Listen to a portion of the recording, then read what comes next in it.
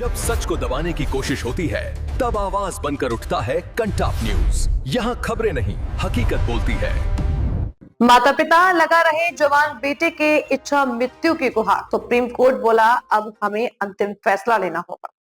31 साल के हरीश राणा बीते 13 साल से कोमा में हैं। उनके माता पिता अपने जवान बेटे के लिए इच्छा मृत्यु की गुहार लगा रहे हैं। इस संबंध में सर्वोच्च अदालत ने अहम टिप्पणी में कहा कि अब हमें अंतिम फैसला लेना होगा। 13 साल से कोमा में पड़े 31 वर्षीय हरीश राणा की पैसिव यूथेनेसिया के मामले में सुप्रीम कोर्ट ने अहम टिप्पणी की है। सर्वोच्च अदालत ने कहा कि याचिका पर फैसला लेने का समय आ गया है। हालांकि अदालत ने इस मामले में आगे बढ़ने से पहले उनके माता पिता से बात करने का फैसला किया है। खास बात यह है कि एम्स मेडिकल बोर्ड की ओर से सुप्रीम कोर्ट के निर्देश पर दायर की गई दूसरी रिपोर्ट पहली मेडिकल बोर्ड की रिपोर्ट जैसी ही है। इसमें कहा गया है कि हरीश राणा के ठीक होने की संभावना ना के बराबर है। जस्टिस पादरीवाला और जस्टिस विश्वनाथन की बेंच ने क्या कहा? जस्टिस जेवी पादरीवाला और जस्टिस केवी विश्वनाथन की बेंच ने एम्स दिल्ली की इस दूसरी मेडिकल रिपोर्ट को बहुत दुखद बताया है। उन्होंने कहा कि वे इस मामले में आगे बढ़ने से पहले हरीश के माता पिता से खुद मिलना चाहते हैं।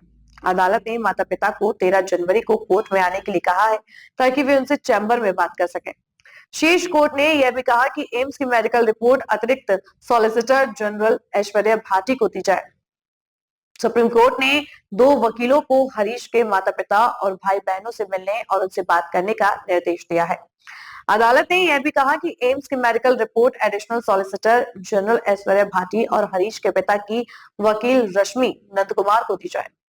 कोर्ट ने वकीलों को कहा कि हम उस मुकाम पर पहुंच गए हैं जहां हमें अंतिम फैसला लेना होगा, इसलिए आपकी मदद की पूरी जरूरत होगी। सर्वोच्च अदालत ने कहा कि हम रजिस्ट्री से कहेंगे कि आपको रिपोर्ट की एक कॉपी दे दी जाए। रिपोर्ट का अध्ययन करें, आपको हमारी सहायता करनी होगी।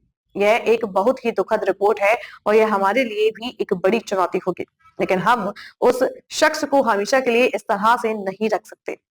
बेंच ने दोनों वकीलों से कहा कि वे अगली सुनवाई से पहले हरीश के माता पिता और भाई बहनों से मिलें और इस मुद्दे पर उनसे बात करें।